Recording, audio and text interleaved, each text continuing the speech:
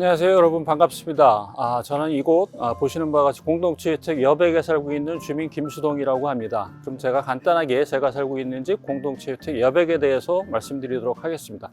저는 이전에 이제 아파트에 오래 살았어요. 근데 아파트에 오래 살다 보니까 옆집 이웃도 모르고 좀 삭막한 느낌이 들어서 그거와 다르게 좀 느슨하지만 그래도 좀 이웃이 있는 삶을 꿈꿨고, 그런 꿈을 꾸었던 우리 식구 10세대가 함께 만나서 지금 집을 짓고 살고 있습니다. 우리 식구들이 2015년도에 만나서 한 1년 이상의 준비 기간 끝에 2016년도부터 입주해서 살고 지금 8년째 살고 있고요. 이 외형은 이제 그 다세대 주택하고 비슷하지만 각자 개별 세대들은 서로의 이제 이 사정에 맞춰서 좀 큰 집도 있고 작은 집도 있고, 공간의 구성도 이제 이 자신의 필요에 맞게 좀 다양하게 구성을 하고요.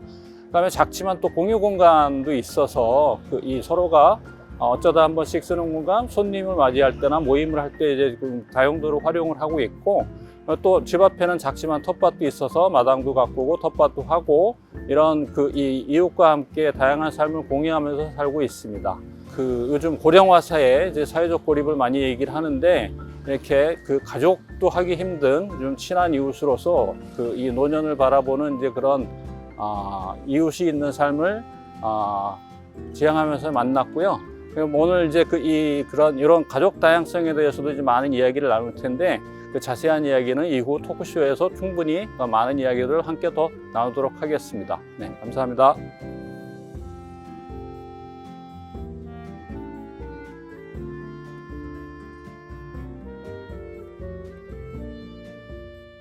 안녕하세요. 경기도와 경기도 여성가족재단이 주관하는 2023년 경기 젠더 토크쇼 진행을 맡은 한국일보의 이혜미입니다.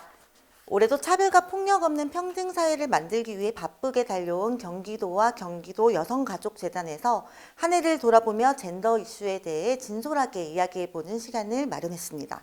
그래서 오늘은 젠더 관점에서 바라본 다양한 가족에 관한 이야기를 나눠볼 텐데요. 이제 가족이 혈연이나 혼인관계 등을 넘어 서로 돌보는 공동체로서 한국에서도 받아들여지면 어떨까 하는 생각으로 오늘 자리를 마련했습니다. 영화 애프터 양에서는요, 인간의 영역을 넘어 로봇과 인공지능을 의미하는 안드로이드 인간과 인간 가족의 이야기를 다루고 있는데요. 복제인간, 자율주행차가 등장하는 미래를 배경으로 한 그 영화를 보면서 우리 사회의 가족 논의도 이제 미래를 향해 갔으면 좋겠다라는 생각을 했습니다. 그리고 양의 가족은 입양 가족이기도 해서 그 의미가 좋고 또 인상적이었고요. 경기 젠더 토크쇼를 통해서 가족의 의미를 함께 생각해 볼 수 있는 시간이 되었으면 좋겠습니다.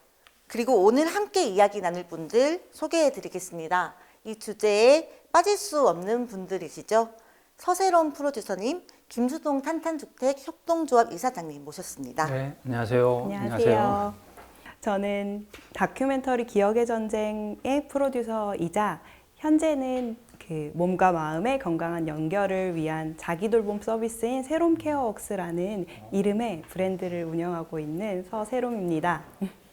네, 두 분 반갑습니다. 네, 저는 이제 공동체주택 여백에 사는 주민 김수동이고요. 저는 이제 그 공동체주택을 통해서 이제 우리 사회 주거 문제가 얼마나 이제 많은 문제가 있고 어려움이 있는지 알게 되었고, 그 다음에 지금 오늘의 주제가 된 가족 다양성에 대해서도 관심을 가지게 되었습니다. 요즘 전세 사기 피해가 지금 전국적으로 이슈가 되고 있는데, 그래서 이제 그 문제를 해결하고자 피해자들과 함께 주택협동조합을 만들어서 활동을 하고 있습니다. 오늘 만나 뵙게 돼서 반갑습니다. 반갑습니다. 네.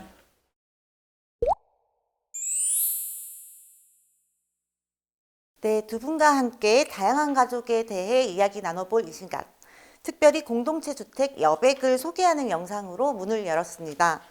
요즘 주목받고 있는 공동체 주택, 아직까지는 생소하신 분들도 많을 것 같은데요. 수동님은 실제로 공동체 주택 여백에서 살고 계신다고요. 소개해 주실 수 있으실까요? 네, 저희 여백에 같은 경우에는 이제 아이부터 이제 그 노인 세대까지 다양한 식구들이 함께 살고 있고, 제가 공동체주택에 관심을 가지게 된 거는 이제 노년을 바라보고 있는데, 나는 과연 이제 나이 들어서 어디서 누가 어떻게 살 것인가, 이제 이런 고민을 하게 되었어요. 이제 그런 고민을 하고 관심을 가지다 보니까 흔히들 말하는 이제 코하우징이라고 하는 이제 협력적 주거 형태를 알게 되었는데, 이런 삶이 괜찮겠구나 하는 생각을 하게 되었고, 그 관심이 이제 커지면서 결국은 저도 이제 용기를 내어서 이제 아파트를 떠나서 지금 저희는 이제 한 뭐 9년 전쯤 만나서 지금 이제 이 함께 집 짓고 입주해서 산 지는 한 8년 차 되고 있는데 뭐 8년 되는 지금까지 진짜 뭐 처음 이 시작할 때 만났던 10가구가 변동 없이 잘 살고 있습니다. 그 여백의 삶이 이제 좀 어떤 거냐라고 이제 봤을 때 좀 다양한 사람들이 있는데 지금 어떻게 보면 이제 마당에서 꽃 가꾸고 나무 심고 텃밭 가꾸기 좋아하시는 분들도 있고 뭐 정리정돈 청소에 열심인 분들도 있고 환경과 그 쓰레기에 이제 진심인 분들도 있고 협상과 소통에 능한 사람들도 있고 이렇게 관계 속에 살아가니까 삶이 정말 풍부하다는 느낌이 들어요. 그래서 우리 여백에서는 이렇게 약간씩 이 뭔가 이제 조금 좀 서로를 필요하는 사람들이 서로의 여백을 채우면서 따로 또 같이 살아가고 있습니다. 따로 또 같이라는 표현이 인상적인데요. 저도 너무 부러운 게 저 1인 가구거든요. 네, 네. 그 1인 가구로 혼자 살다 보면은 이제 고양이를 키우고 있는데 휴가를 갈 때 이제 고양이를 봐줄 사람도 없고 또 김장 같은 것도 같이 하면 얼마나 좋아요. 맞아요. 근데 이제 그런 것도 못 하고 근데 가끔씩 친구들과 마음 맞는 친구들과 그런 얘기를 하고 친구들이 이제 고양이도 봐주고 그러면서 우리 나중에 같이 살까? 뭐 이런 이야기는 자주 하거든요. 근데 막상 또 같이 살려고 생각하면은 막 집도 지어야 되지 뭐 그러면은 집안일은 어떻게 나눠야 되고 너무 복잡한 게 많아가지고 말만 하고 있는데요. 근데 여백은 도대체 어떻게 처음에 이제 다 같이 도원결의를 하실 수 있었던 건지 궁금합니다. 네, 뭐 도원결의라고 하니까 좀 무척 심각하게 이제 뭐 대단하게 이제 어려운 거라고 생각될 수가 있는데 사실 많은 분들이 이제 그 공동주택에 대해서 낯설고 뭐 힘들어하는 건 사실인 것 같아요. 근데 저는 이제 우리 식구들 한번 돌아보면 진짜 나이도 다르고 이 뭐 직업도 다르고 종교도 다르고 정치적 성향도 다르고 어떻게 보면 이제 정말 이 공통 분모가 이제 별로 없고 가구 구성도 뭐 혼자 사시는 분도 있고 비혼도 있고 뭐 요즘 흔히 말하는 이제 뭐 이 딩크, 통크 정말 이제 이 가구 구성도 다양한 사람들이 모여 있는데 과연 이제 우리 식구들이 이제 모인 그 가장 큰 동기는 무엇일까 생각할 때 우리가 지금 흔히 말하는 아파트 옆집도 모르고 살아가는 이제 도시의 삭막한 삶보다는 느슨하지만 이제 이웃과 함께 가고자 하는 이제 그런 그 욕구가 가장 컸다라고 생각이 되고요. 요거를 이제 조금만 좀 더 한 단계 더 내려가면은 이웃이 있는 삶, 이런 삶에서 느슨하지만 탄탄한 연대를 통해서 함께 나이 들어가는 삶에 대한 모습이 이 우리 공동체주택 여백의 모습이 아닌가 생각을 합니다. 새롬님도 이 가족의 형태가 다양해지고 있다는 거를 좀 실감하시나요? 네, 실감하게 되는 것 같아요. 과거에는 우리가 미혼모라고 불렸던 여성들이 아이를 낳아서 키우게 되는 경우도 되게 많아졌다고 들었어요. 예전에는 이제 그렇게 키우는 것보다는 아이를 어딘가에 보내거나 입양을 보내거나 기관에 맡기는 경우가 많았는데 스스로 선택을 해서 이제 아이를 낳아 키우는 경우도 되게 많아졌다고 들었고요. 그런 거에는 다양한 배경이 있겠죠. 한부모 가정에 대한 지원도 늘었고 2022년에 비혼이고 아이를 키웁니다라는 책이 나왔는데요. 이 책을 쓴 저자는 한부모 가정이면서 또 직접 출산을 하지 않고 아이를 입양해서 키운 경우예요.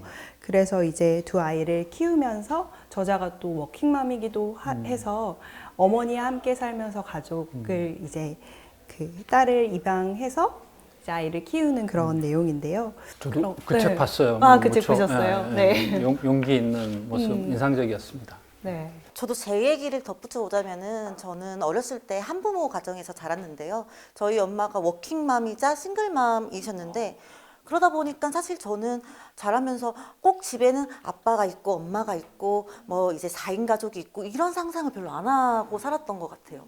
그래서 저도 이제 이른바 결혼 정년기 이런 거 이야기를 들으면서 지내고 있는데 저희 엄마가 한 번도 결혼하라 이런 얘기를 하신 적이 없거든요. 근데 이제 저도 이제 막상 생각해 보면서 결혼을 해야 될까?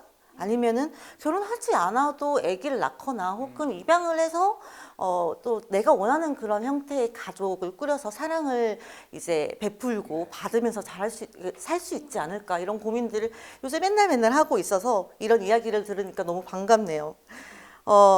굉장히 다양한 형태의 가족 구성은 더 이상 특별한 것이 아니라 이제는 좀 자연스러운 변화가 된 것 같아요. 그래서 미디어에서도 이런 다양한 가족이 이제 다뤄지고 있는데요.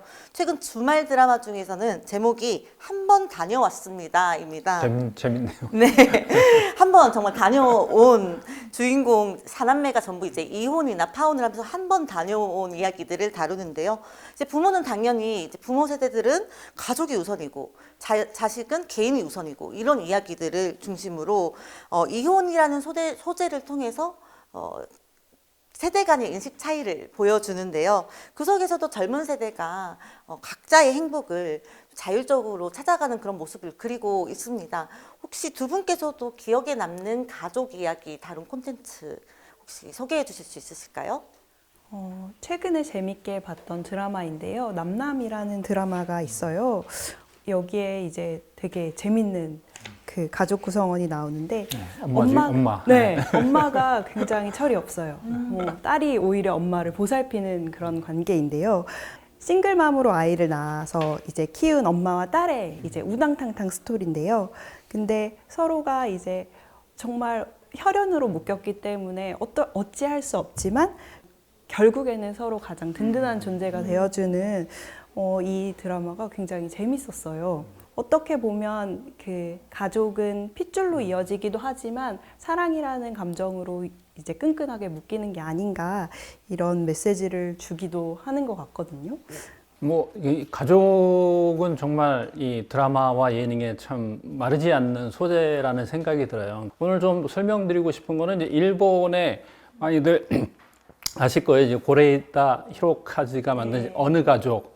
이게 2018년 이제 발표가 되었고 칸 영화제 상도 받았죠. 그러니까 어느 가족을 보면 이제 그 도쿄의 이제 그 변두리의 이제 좀도둑으로 이제 생계를 유지하는 어느 가난한 가정이 나오는데 할머니, 그다음에 좀 부부, 이 아이들 이렇게 나와서 얼핏 보기에는 그냥 흔한 이 가족의 모습이지만 좀 들어가 보면은 그들의 비밀은 전혀 혈연이 섞이지 않았다라는 거예요. 그런데 서로가 서로를 선택한 거기서 좀 아프고 힘든 이야기가 나오지만 정말 가족이란 무엇인가에 대해서 한번 좀 생각하는 이제 그런 의미 있는 영화라는 생각이 들고, 국내에서 이제 제가 조금 좀 소개시켜 드리고 싶은 영화는 이제 룸 쉐어링이라는 영화가 있어요. 그러니까 이 나문희 배우가 이제 주연을 한 영화인데, 독거노인 어르신이 빈 방에 한 남자 대학생 청년이 들어갑니다. 그러니까 전혀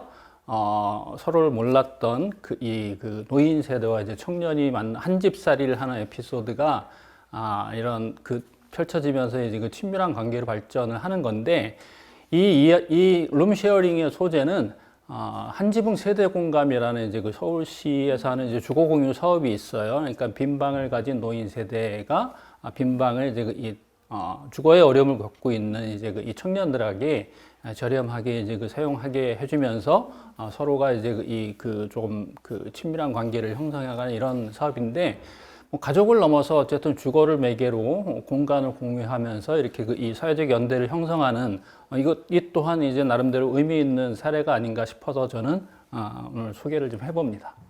네. 예전에는 이렇게 어떤 다양한 가족의 사례를 해외 드라마나 영화에서만 찾을 수 있었는데요. 최근에 또 일타 스캔들이라는 드라마 같은 경우에도 이제 이모가 아이를 키우고 그리고 이제 여러 가지 에피소드가 있지만 거기에 특별하게 이제 삼촌이 장애가 있어요. 그렇지만 장애인과 비장애인이 되게 한 가족 안에서 정말 서로 누구 하나 보살핌을 받는 존재, 그리고 혹은 내가 이렇게 보살펴야 하는 보호자의 역할이 아니라 정말 한 가족을 꾸려서 되게 잘 살고 있는 모습, 그런 것들이 되게 미디어에 자주 비춰지게 된 것 같아요. 한국에서도. 근데 또 생각해보면은 미디어에서만 있는 이야기도 아닌 것 같아요. 그렇죠. 맞아요. 실제로 주변에 이제 책에서 이제 에세이를 쓰시는 분들도 있고 다큐멘터리에서 보는 분들을 보면은 이제는 이렇게 다양한 가족이라는 게 현실 속에 정말 존재하는 우리 구성원들이 됐다라는 거를 저는 굉장히 많이 체감을 하거든요. 동의합니다. 그렇죠. 그러다 보니까 이제 아무래도 결혼이라는 게 이제 우리나라에서는 가족을 구성하는 뭔가 좀 가장 보편적인 제도일 텐데 결혼을 바라보는 시선도 많이들 달라진 것 같아요. 여기에도 최근에 특별한 결혼식을 하신 분이 계시다고 들었습니다. 네. 저와 파트너 모두 비혼인데 최근에 결혼식을 했어요. 비혼인데 결혼식을 했다고 조금 이상하지 않으세요? 근데 중요한 건 이 결혼식은 결혼식은 했지만 혼인 신고는 하지 않아 제도적 결혼으로는 들어가지 않는다는 점이에요. 우리는 어떤 식의 결합을 할 거예요? 라는 이벤트 차원에서 결혼식을 올렸고 그 혼인 신고를 하지 않는 상태에서 임신, 출산, 육아를 하고 있는 상태입니다. 저는 사실 세롬님과 그 원래 친분이 있지는 않아가지고 그 결혼식에 초대받지는 못했는데 그 결혼식의 중계 과정도 그 SNS를 통해서 다 제가 볼 수 있었고 또 신문 보도에서도 그 소개가 됐었어요. 그래서 마치 제가 그 결혼식에 간 것 같은 그런 느낌을 받고 있습니다. 저는 개인적으로는 결혼을 하진 않았는데 비혼이라고 저를 설명하지는 않고요. 결혼 제도의 비판적인 싱글이다라고 설명을 하는 편이에요. 그러다 보니까 이 두 분의 결혼식이 너무 저한테는 뭔가 대안적인 어떤 모습으로 보였던 거죠. 이 결혼식에 이름도 있었어요. 네. 지속 가능 결혼식이라는 이름의 결혼식이었고요. 저희 둘이 만나서 하나가 되었습니다가 아니라 저희는 둘이고 여전히 둘인 상태에서 인생의 어떤 다음 단계를 한번 열어보려고 합니다라는 식의 이벤트였어요. 제가 결혼을 하려고 했던 이유 중에 가장 큰 이유는 아이를 낳고 싶어서였거든요. 지속 가능 결혼식의 가장 큰 테마는 그냥 내가 다음 세대, 미래를 그렸을 때 이 세계가 정말 지속 가능했으면 좋겠다라는 마음을 담아서 지속 가능 결혼식이라는 이름을 붙였고 그런 원대한 포부를 제 가족 그리고 가족보다는 더 많은 친구들한테 이야기를 알리고 싶어서 혼주 자리에 부모님이 있지 않고 10명의 결혼위원들을 모셨어요. 이 결혼식 이후의 삶을 꾸릴 때 의논도 하고 싶고 같이 공동체를 꾸리고 싶은 저희 친구 5명 그리고 제 파트너의 친구 5명 이렇게 10명을 혼주 자리에 모아서 이제 같이 결혼식을 올렸었습니다. 지속 가능한 결혼식. 멋있습니다. 예. 그래서 그 결실로 얼마 전에 출산을 하셨고 네. 열심히 육아를 하고 계시잖아요. 맞아요. 그래도 육아하시다가 오신 거예요. 맞아요. 비혼 출산이라는 개념으로 이 과정을 설명하신다고 들었어요. 근데 이제 약간 좀 생소하신 분들도 계실 것 같아요. 네, 이제 왜냐면 저희가 결혼식은 올렸지만 혼인 관계인 상태가 아니기 때문에 여전히 비혼인 상태에서 아이를 출산한 거예요. 조금 더 설명을 드리자면 저와 파트너는 연애를 한 지는 6년, 그리고 같이 산 지는 4년, 그리고 이제 제가 내 아이를 좀 낳아줄래? 우리 아이를 한번 낳아볼래? 라고 제안을 해서 결혼식으로 이어진 그 시기가 2년 전이에요. 저희 둘 다 그때도 비혼주의자였고 여전히 이렇게 살면서도 비혼이라고 얘기를 해요. 저는 이제 결혼은 잘 모르겠지만 아이는 한번 낳아 키워보고 싶어라는 생각이 되게 오래전부터 있었거든요. 다들 아이를 낳지 않는 이유 중에 하나가 이 세계가 갈수록 절망적이고 어떤 희망도 없는데 아이를 내가 물어보고 낳는 것도 아닌데 그렇게 낳고 싶니? 라고 얘기했을 때 저는 항상 그때도 뭔가 모르게 내가 앞으로 미래를 그릴 때 어떤 불행의 편이 아니라 희망의 편에 서서 조금 더 나아질 수 있어. 혹은 조금 더 나은 방향으로 내가 어떤 행동을 취할 거야. 라는 근거 없는 자신감이 있었거든요. 혼자 아이를 임신을 할 수 있을까요? 혼자 아이를 임신할 수 없었기 때문에 파트너와 아이를 낳아서 키우자라고 얘기를 하고 아이를 낳았고 그리고 지금 열심히 키우고 있어요. 그리고 다음 주면 벌써 아기가 돌입니다. 축하드립니다. 아, 진짜 용기 있는 결정 진짜 응원 보내드리고 아이 돌 축하드립니다. 감사합니다.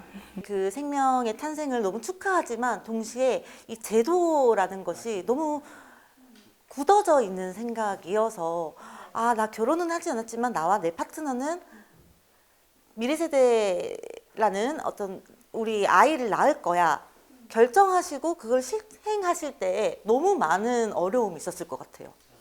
제가 이제 아이를 낳고 나서 아이를 출생 등록을 할 때 좀 해프닝이 있었어요. 이 아이를 제 주민등록 밑에 넣어주세요. 왜냐하면 저희가 결혼을 하고 이제 합의를 했을 때도 아이의 성은 엄마 성을 따랐으면 좋겠다고 얘기를 했었거든요. 근데 반려가 됐어요.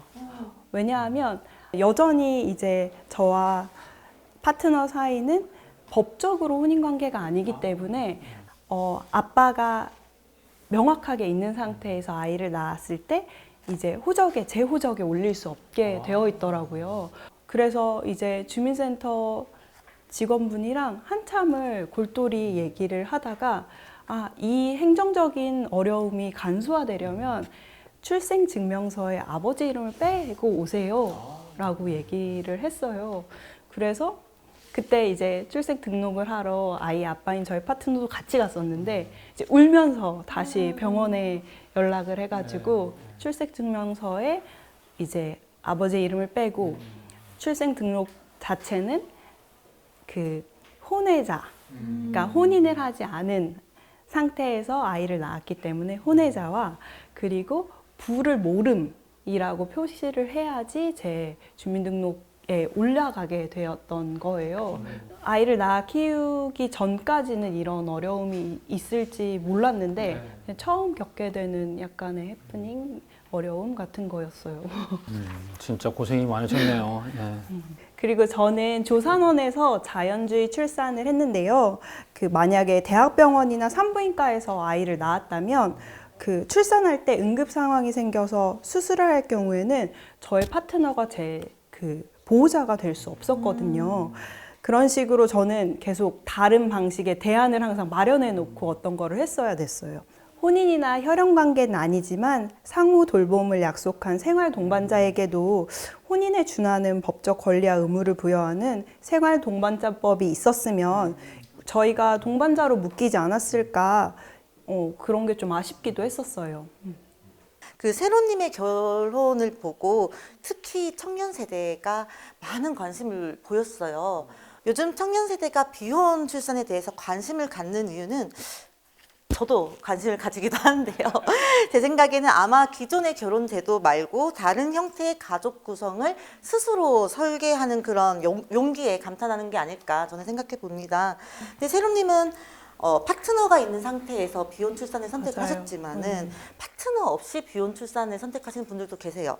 예를 들어서 몇 년 전에 그 자발적 비혼모로 이제 화제가 됐던 방송인 사유리 씨, 저도 좀 알아봤었는데요. 30대 비혼 여성들이 이제 인공수정 시술을 받으려고 산부인과를 가도 이제 다 거부당해요. 왜냐면 혼인관계가 아니기 때문에 이게 법적으로 정해져 있는 게 아니라 산부인과 학회가 이게 혼인관계에 있는 경우에만 이렇게 인공수정 시술을 할 수 있게 하고 그게 아니라 이렇게 저처럼 결혼을 하지 않은 상태에서 출산을 원하는 경우에는 이런 시술을 해주지 않고 있기 때문인데요. 비혼 출산뿐만 아니라 국내에서는 결혼 제도를 벗어나서 새로운 형태로 가족을 꾸리는 경우도 있다고 하는데 제가 뭐 최근에 이제 좀 그 접한 사례는 이제 친구를 입양했습니다. 맞아요. 좀 놀랍지 않습니까? 지역의 이제 소도시에 사는 이제 이 비혼의 이제 이 귀촌 청년이에요. 비혼 가구로 이제 살다가 지역에서 이제 활동하면서 꽤 이제 친밀한 관계에 5살 차이 나는 친구와 이렇게 함께 이제 그 공동 주거를 이제 하면서 그 친밀함을 좀 가족으로 이제 그 발전시키고자 하는 욕구가 있었는데 사실 이제 그게 가족이 생활 동반자법이나 뭐 생활 동반자법이 있으면 이제 뭐 그 문제가 없을 텐데 우리 사회 아직 그 생활 동반자법이 이 도입이 안 돼 있잖아요. 근데 사실 돌봄의 친밀성은 이제 누구에게나 다 필요한 거죠. 뭐 병원을 가도 그렇고, 뭐 일상생활에 많이 미치는데, 그 은설한 작가는 이제 그런 부분들을 한번 좀 더 적극적으로 한번 돌파해 보고자 이 친구를 입양을 통해서 이제 그 가족이 된 거예요. 근데 생활 동반자법은 그렇게 어려웠는데 입양은 또 너무나 쉽게 그렇게 등록이 되는 걸 보면서 참 어이가 없다라고 이제 그 얘기를 했는데 저도 그 이야기를 들으면서 좀 놀랍기도 하고 어이가 없기도 했습니다. 또 하나 이제 조금 좀 이건 이제 우리 사례는 아닌데 일본 사례예요. 그러니까 침몰 가족이라는 책이 이제 국내에 이제 출간이 되기로 했는데 그 결혼을 하고 아이를 출산을 했는데 아이 아빠는 이제 얼마 지나지 않아서 이렇게 좀 함께 살기 어렵다고 생각을 해서 이렇게 좀 갈라서고 그 주인공은 이제 함께 아이를 키울 사람들을 공개 모집을 한 거야. 근데 그 공개 모집을 했는데 서로 전혀 인연이 없었던 사람들도 이제 거기 함께 참여를 해서 가족이 된 사례고 그렇게 자란 아이가 청년이 되어서 자기의 성장기에 이제 함께 했던 그 공동체 멤버들을 찾아가면서 다큐멘터리를 찍었고 그게 이제 영화도 되고 이제 책으로도 나왔는데요. 그 침몰 가족의 침몰에 무슨 의미인지 좀 궁금하시죠? 그러니까 그 당시에 이제 한 일본의 한 관료가 지금처럼 이렇게 전통적인 가족의 유형이 이렇게 해체돼서는 일본은 지속될 수가 없고 침몰할 수밖에 없겠다. 이제 이런 얘기를 하니까 나는 그런 혈연의 가족이 아니라 정말 이렇게 공동체 돌봄을 원하는데 그럼 우리는 바로 침몰 가족 아니야? 이제 이런 생각에 침몰 가족이라는 이름을 지었다라고 하더라고요. 근데 그런 부분들도 정말 비혼 싱글맘이 공동체를 통해서도 충분히 정말 탄탄한 가족을 통해서 아이를 이제 꽤 정말 건강한 아이로 이렇게 성장시킨 사례로서 무척 인상적으로 읽었던 사례예요. 네. 두 분께서 알고 계시는 국내외의 다른 공동체 주택 사례를 조금 소개해 주실 수 있으실까요? 강화도의 이제 이 책방 시점이라는 그 우엉 부추 돌김 그 세 주인공인데 이 세 사람은 이제 이 부부와 싱글 친구 이렇게 그 세 명이 이렇게 구성이 되어 있고 이분들은 원래 이제 이 도시에서 생활하면서 이렇게 그 책을 좋아해서 이제 책 모임하고 이제 그렇게 지냈던 사람인데 이분들이 이제 탈도시 정말 이제 로컬 라이프의 이제 그 꿈을 꾸다가 정말 이제 강화도에서 이제 또 이런저런 인연으로 이제 그 땅을 매입을 하고 함께 공동체 주택을 짓고 이제 사는 거예요. 그래서 셋이서 집 짓고 삽니다만 이런 이제 그 책으로 이제 출간되기도 했어요. 그래서 그 강화도 책방 시점 이야기를 좀 소개시켜 드렸고요. 사실 이 공동체 주택이라는 건 이제 그 1970년대에 이제 그 이 덴마크 북유럽으로부터 이제 그 코하우징이라는 이름으로 이제 좀 시작이 됐는데 이 코하우징의 이제 그 이 타동 그 이유 자체가 그때 이제 그 뭐 선진국이라고 하는 북유럽에서조차 나이가 들어서 이제 노년에 그 이 시설에 의지하기보다는 정말 내가 살던 집에서 고립되지 않고 이웃과 함께 이제 그 살기를 원했던 사람들이 욕구가 되어서 이제 그 시작된 사례라고 할 수 있고 다양한 공동체 주택의 사례들이 늘어나고 있습니다. 그 말씀해주신 것처럼 해외에 이런 코하우징, 그 공동체 아파트 이런 것들이 많은데요. 저도 관심 있게 본 사례를 하나 소개를 드리자면 독일 베를린에는 베기넨호프라는 여성 공동체 아파트가 있대요. 이 연령대도 되게 재밌는데요. 30대부터 85세까지의 다양한 연령대의 여성 50명이 모여서 살고 있고 입주 조건은 여성만 집을 살 수 있는 거예요. 그래서 이제 각자의 집에서 생활을 하고 굉장히 이렇게 독립된 공간에서 그러다가 이제 문을 열고 나오면 또 되게 재밌는 활기찬 공동체로서도 지낼 수 있는 거예요. 그래서 이 베기넨호프에는 연회실이 있대요. 이 공동체 안에서. 여기서는 문화 전시회도 열리고 정치 토론 모임, 그리고 작문 발표회 같은 다양한 프로그램도 진행한다고 하더라고요. 이 베기넨호프가 좋은 사례가 돼서 이외에도 베를린은 여성이 집을 소유하고 공동체를 이뤄서 사는 건물이 되게 많대요. 한 20곳 정도 된다고 하더라고요. 또 그리고 국내에서 제가 재밌게 봤던 사례 중에 하나는 그 풍년빌라라는 곳인데요. 건축주가 되게 이제 의지를 갖고 10년간 월세를 동결하겠다라고 하면서 건축주가 이제 단순히 돈을 이렇게 버는 구조가 아니라 임차인에게 조금 도움이 되고 주거 안정성을 이제 제공해 주고자 하는 이제 그런 사례가 있는데, 이 풍년빌라가 또 유명해지게 된 거는 건축주가 그 김은희 작가님이어서 그렇기도 한데요. 되게 재밌게 살고 있는 것 같더라고요, 여기도. 그런 건축주님 많이 나와주셨으면 좋겠어요. 김은희 작가님 그 시나리오 쓰시는 김은희 네, 작가님이에요? 네. 풍년빌라는 어디에 있나요? 응암동에 있습니다. 아, 그래요? 아, 알아봐야겠습니다.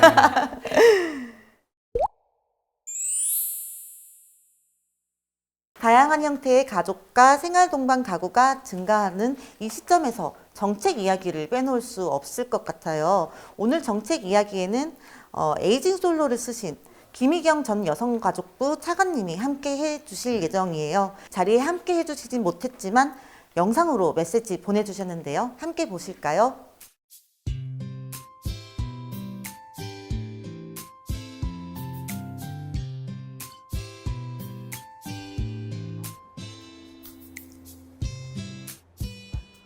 안녕하세요. 저는 다양한 가족과 관련된 이상한 정상가족 에이징 솔로를 썼고 여성가족부에서 다양한 가족 지원 정책을 다뤘던 김희경이라고 합니다. 이렇게 만나 뵙게 되어서 반갑습니다.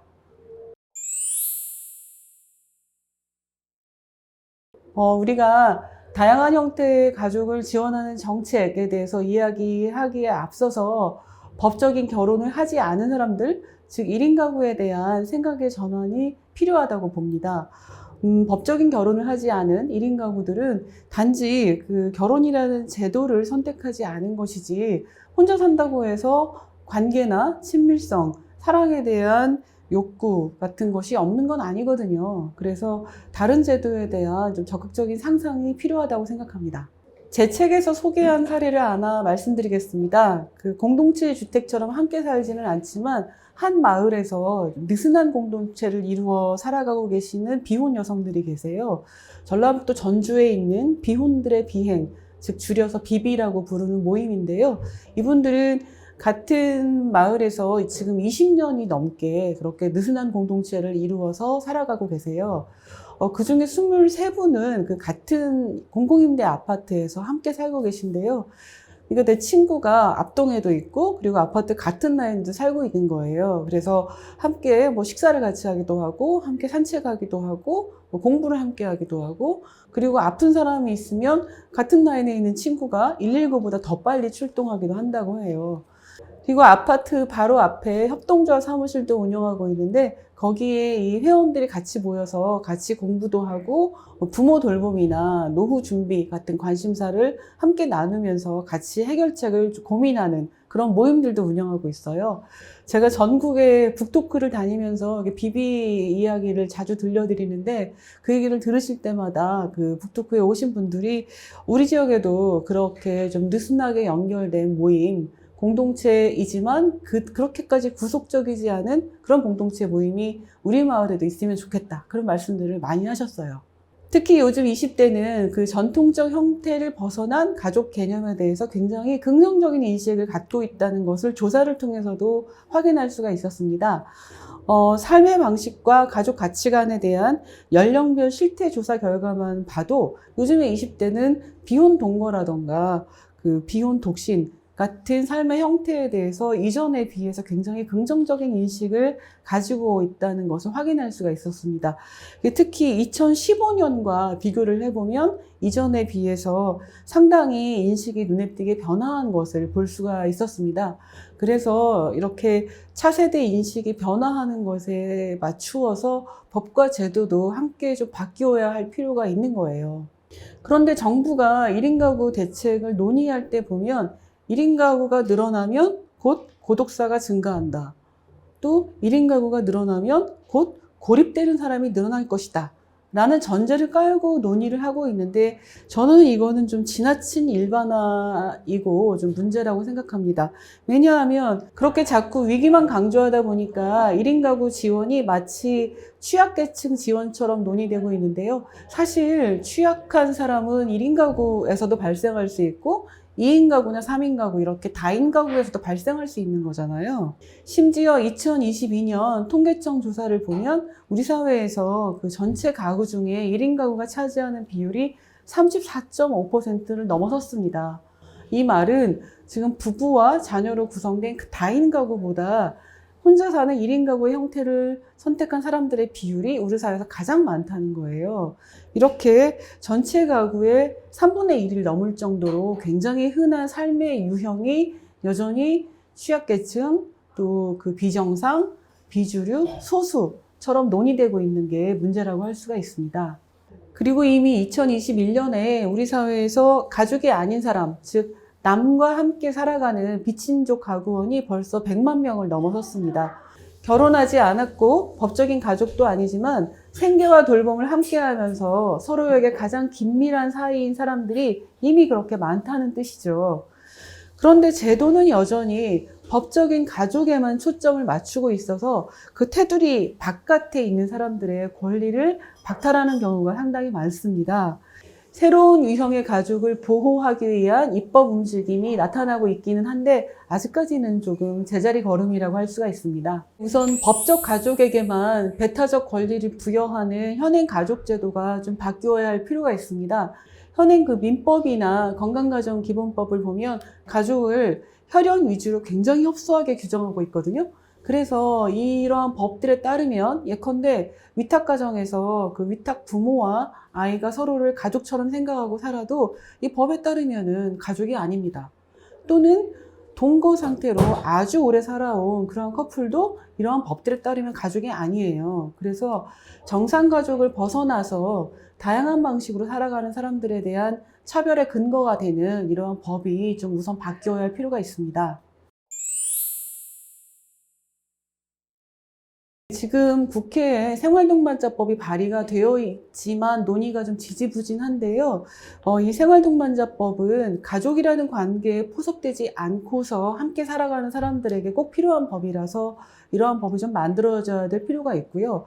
그리고 생활동반자법은 2명이서 함께 살아가고 있다라는 걸 전제하고 이제 만들어지는 법안인데 2명을 넘어서서 아까 제가 앞서 말씀드린 비비처럼 그 여러 명이 모여서 공동체를 이루고 살아가는 경우 그러한 생활 공동체에 대한 지원을 규정하는 그런 법이나 제도도 좀 만들어질 필요가 있습니다.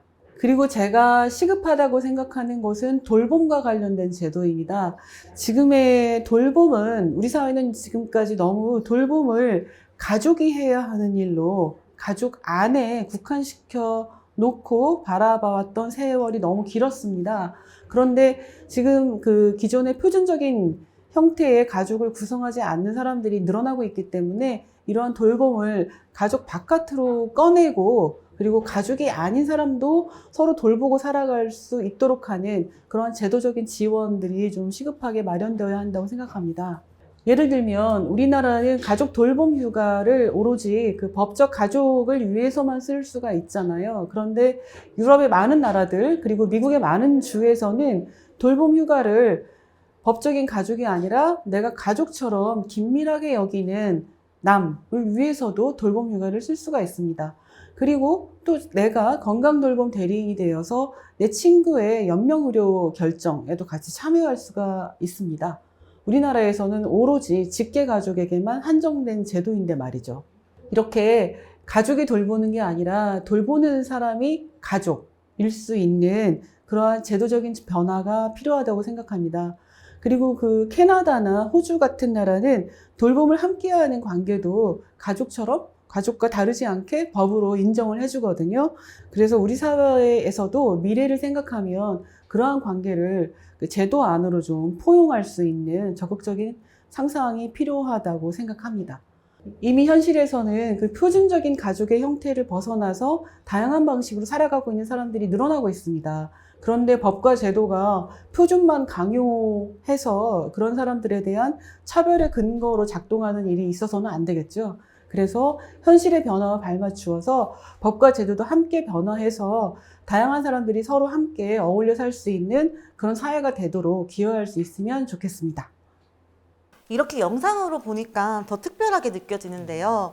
김희경 전 여성가족부 차관님의 말씀처럼 앞으로 더 다양한 가족을 지원할 수 있는 정책이 있었으면 좋겠습니다. 저도 아까 말씀드렸지만 한부모 가정에서 자라면서 제가 10대였을 때만 해도 그 이른바 정상가족이라는 그런 생각이 너무나 공고했던 시기였기 때문에 어려움이 많았고 상처를 입기도 했었는데요. 그나마 다양한 복지 지원책 덕분에 제가 지금 이렇게 사회에 기여하고 있는 일을 하고 할 수 있지 않을까 생각하고 있습니다. 그래서 바람이 있다면은 1인 가구가 아이를 출산하고 양육하는 데 있어서 정상가족과 차별 없는 혹은 그 이상의 사회적, 경제적 지원책이 필요하고 혹은 비혼모나 미혼모가 불가피한 상황으로 출산을 하거나 스스로 출산을 결정하였을 때에 친부를 찾아서 법적으로라도 양육비를 받도록 하게 하는 그런 제도도 필요하지 않을까 생각해 봅니다. 그런데 또 반가운 소식은 최근 경기도에서도 다양한 가족을 지원하기 위해 적극적인 노력을 하고 있다고 해요. 경기도가 지자체 최초로 가족 다양성 인식 개선을 위한 온라인 교육 과정을 개설해서 경기도 평생학습 포털 지식을 통해 무료로 다양한 가족 소개와 인식 개선의 필요성 교육, 가족 인식 개선을 위한 부모 교육까지 함께 하고 있고요.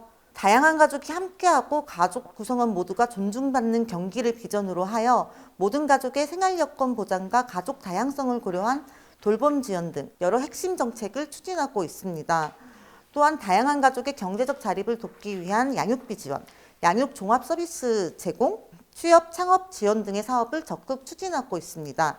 가족의 변화에 발맞춰 노력해온 경기도가 앞으로도 성평등 제고와 다양한 가족을 지원하는 정책 지원에 앞장서서 변화를 선도해 가길 응원합니다.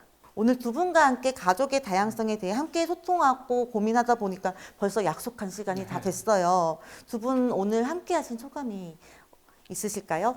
일단 너무 재밌게 잘 시간이 어떻게 지나갔는지 모르게 잘 지나갔는데요. 이야기를 나눠보니까 역시 다양한 가족이 미래다 이런 생각이 들면서 같이 우리가 이제 혈연으로 혹은 그렇게 묶이지 않더라도 더 정말 다양하고 그 다양한 묶음들이 다 가족으로 인정받고 그리고 가족으로 살아갈 수 있게 되면 정말 세상에 많은 일들이 수월해지고 편해지고 좋아지지 않을까.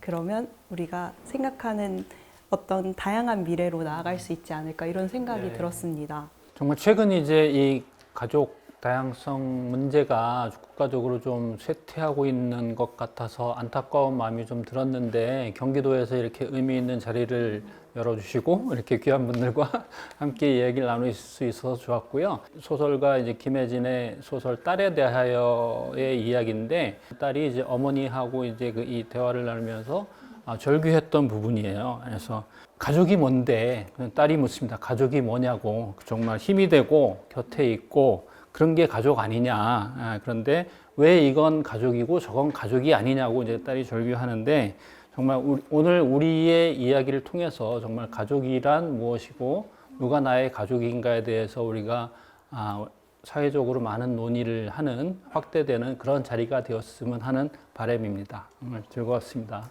네, 두 분 말씀 정말 감사하고요. 저 역시도 이제 1인 가구이자 결혼하지 않은 여성, 그리고 공동체 주거, 혹은 공동체를 꾸려 살아가는 그런 것을 꿈꾸는 사람으로서 굉장히 도움이 많이 된 시간이었고요. 솔직히 이제 결혼하지 않은 1인 가구로 살고 있다 보면은 여러 가지 최근에 어떤 가족 관련 정책을 볼 때 걱정이 될 때가 많아요. 왜냐면은 사실 우리 사회가 합계 출생률이 0.78까지 떨어지면서 굉장히 공동체 존립이 어려울 수 있다라는 그런 비관적인 전망도 이어지고 있잖아요. 그런데 저는 결혼은 하지 않았지만은 아이를 갖고 또 우리 공동체를 위해서 지속적으로 기여를 하고 싶은 사람이라는 거죠. 어쩌면은 내가 다양한 가족이 보장되는 그런 사회에 있으면은 또 아이도 낳고 또 그런 그 아이를 낳고 기르는 기쁨까지 누려가면서 지속적으로 이 사회에서 여러 가지 형태로 기여하면서 살 수 있지 않을까, 또 보호도 받으면서 이런 생각을 좀 해봤습니다.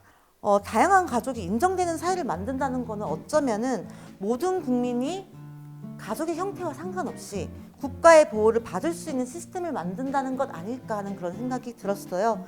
새해에는 좀 더 반가운 소식이 많이 들려오기를 바라면서 2023년 경기 젠더 토크쇼 막을 내리겠습니다. 감사합니다. 감사합니다.